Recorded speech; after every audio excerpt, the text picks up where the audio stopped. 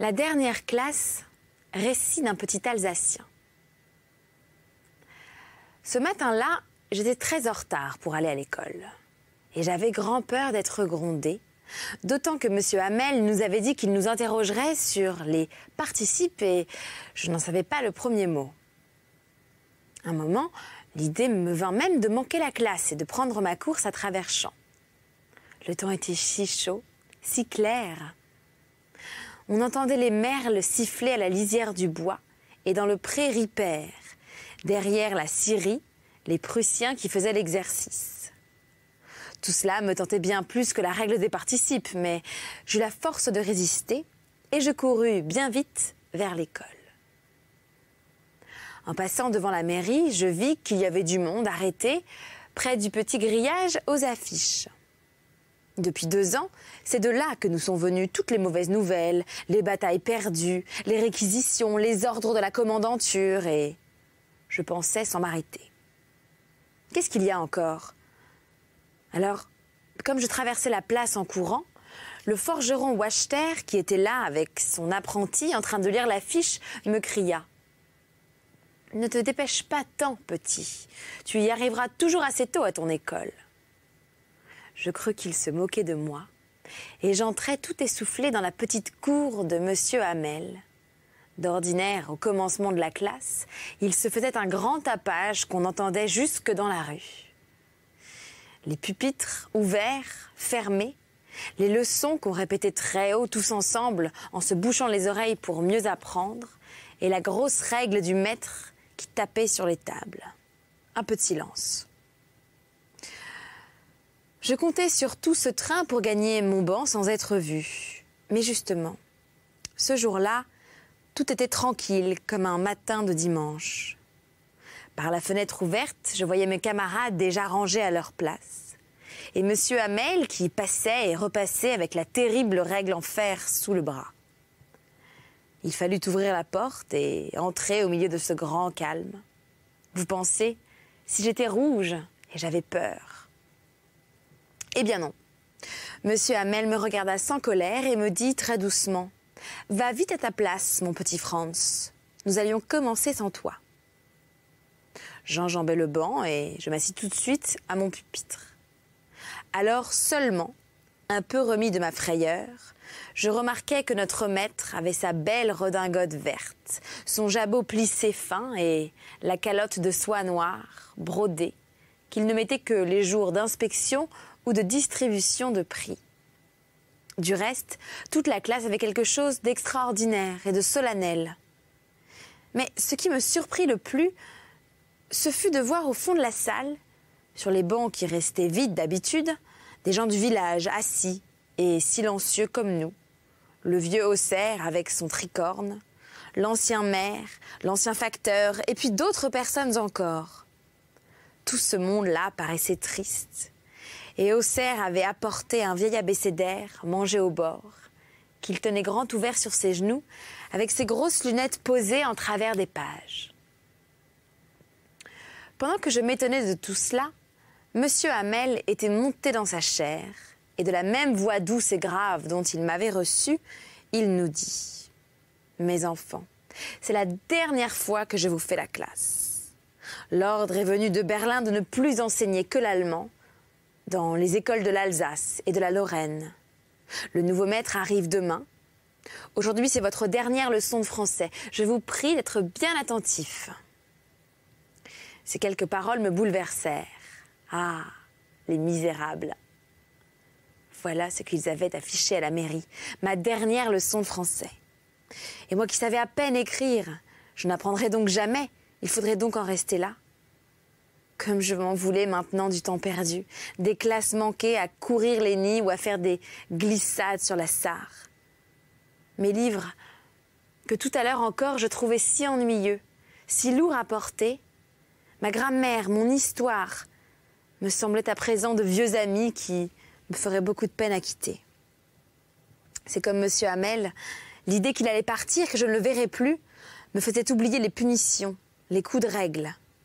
Pauvre homme. C'est en l'honneur de cette dernière classe qu'il avait mis ses beaux habits du dimanche. Et maintenant, je comprenais pourquoi ces vieux du village étaient venus s'asseoir au bout de la salle. Cela semblait dire qu'ils regrettaient de ne pas y être venus plus souvent à cette école. C'était aussi comme une façon de remercier notre maître de 40 ans de bons services et de rendre leur devoir à la patrie qui s'en allait. J'en étais là, de mes réflexions, quand j'entendis appeler mon nom. C'était mon tour de réciter. Que n'aurais-je pas donné pour pouvoir dire tout au long cette fameuse règle des participes, bien haut, bien clair, sans une faute? Mais je m'embrouillais au premier mot et je restais debout à me balancer dans mon banc, le cœur gros, sans oser lever la tête. J'entendais Monsieur Hamel qui me parlait. « Je ne te gronderai pas, mon petit Franz. Tu dois être assez puni. Voilà ce que c'est. Tous les jours, on se dit « Bah, j'ai bien le temps. J'apprendrai demain. » Et puis tu vois ce qui arrive. Ah, ça a été le grand malheur de notre Alsace de toujours remettre son instruction à demain. Maintenant, ces gens-là sont en droit de nous dire « Comment ? Vous prétendiez être français et vous ne savez ni lire ni écrire votre langue ?» Dans tout ça, mon pauvre Franz, ce n'est pas encore toi le plus coupable. Nous avons tous notre bonne part de reproches à nous faire. Vos parents n'ont pas assez tenu à vous voir instruit. Ils aimaient mieux vous envoyer travailler à la terre ou aux filatures pour avoir quelques sous de plus. Moi-même, n'ai-je rien à me reprocher? Est-ce que je ne vous ai pas souvent fait arroser mon jardin au lieu de travailler? Et quand je voulais aller pêcher des truites, est-ce que je me gênais pour vous donner congé? Alors d'une chose à l'autre, Monsieur Hamel se mit à nous parler de la langue française, disant que c'était la plus belle langue du monde, la plus claire, la plus solide, qu'il fallait la garder entre nous et ne jamais l'oublier, parce que quand un peuple tombe esclave, tant qu'il tient bien sa langue, c'est comme s'il tenait la clé de sa prison. Puis il prit une grammaire et nous lut notre leçon. J'étais étonnée de voir comme je comprenais. Tout ce qu'il me disait semblait facile. Je crois aussi que je n'avais jamais si bien écouté et que lui non plus n'avait jamais mis autant de patience à ses explications. On aurait dit qu'avant de s'en aller, le pauvre homme voulait nous donner tout son savoir, nous le faire entrer dans la tête d'un seul coup. La leçon finie, on passa à l'écriture. Pour ce jour-là, Monsieur Hamel nous avait préparé des exemples tout neufs sur lesquels était écrit en belles rondes « France, Alsace ». France, Alsace. Cela faisait comme des petits drapeaux qui flottaient tout autour de la classe, pendus à la tringle de nos pupitres. Il fallait voir comme chacun s'appliquait. Et quel silence! On n'entendait rien que le grincement des plumes sur le papier. Un moment, des hannetons entrèrent, mais personne n'y fit attention, pas même les tout petits qui s'appliquaient à tracer leurs bâtons, avec un cœur, une conscience, comme si cela encore était du français. Sur la toiture de l'école, des pigeons roucoulaient tout bas. Et je me disais en les écoutant, est-ce qu'on ne va pas les obliger à chanter en allemand eux aussi?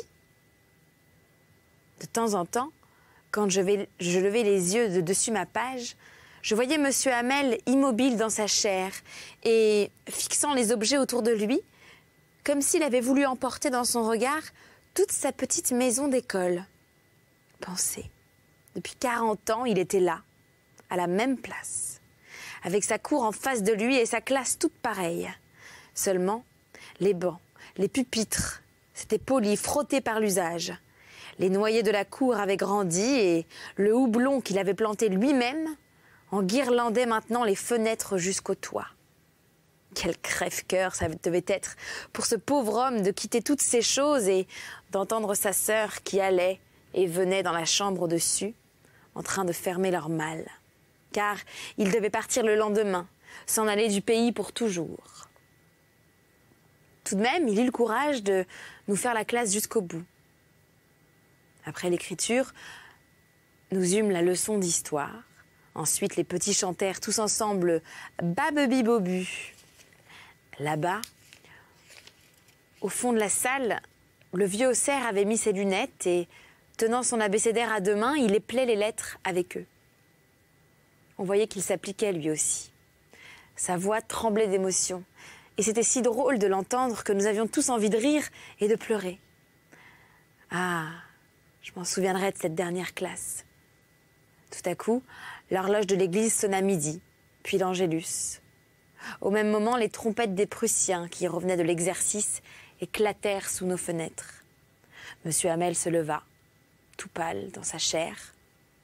Jamais il ne m'avait paru si grand. « Mes amis, dit-il, mais Mais quelque chose l'étouffait. Il ne pouvait pas achever sa phrase. Alors il se tourna vers le tableau, prit un morceau de craie et en appuyant de toutes ses forces, il écrivit, aussi gros qu'il put, « Vive la France ». Puis il resta là, la tête appuyée au mur et sans parler. Avec sa main, il nous faisait signe. C'est fini. Allez-vous-en.